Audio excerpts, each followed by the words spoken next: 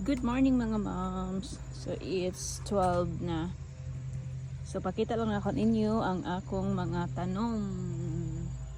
So kaning red, si Richard gatanom ani. Then kadi siya, nakalimot ko sa pangalan ani pero gabalik siya every year. So this was like I bought this like 3 years ago probably this one. So I just don't know the name. I forgot the name. So every year siya gabalik. Wala na ko ganatanom. Tara ay, baga kayo siya ba? Wala na gyud ko ga tanom ani. Akong rose kay di ko ganahan sa rose ay kay dali ra kay mawala iyang mutaas kay siya then dali ra kay mawala ang iyang bulak. So that's it. I love the white one. White flower.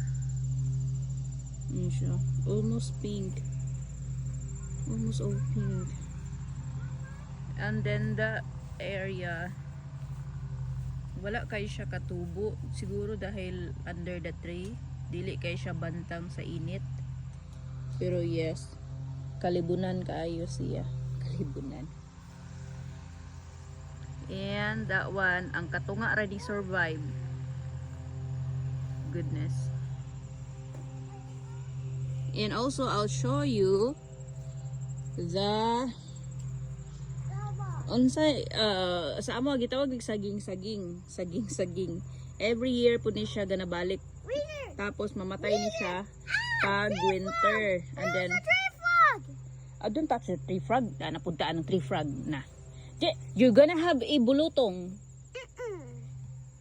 gahi ra ba kag ulo dakop na po imurag yung guba ang akong maayong pag video diri. Ayaw lagi nagwain ng tree frog lagi. Oh no, there's something in your lubot kuya. Oh god, you're so gross. That's nasty. Jesus Christ. Kuya,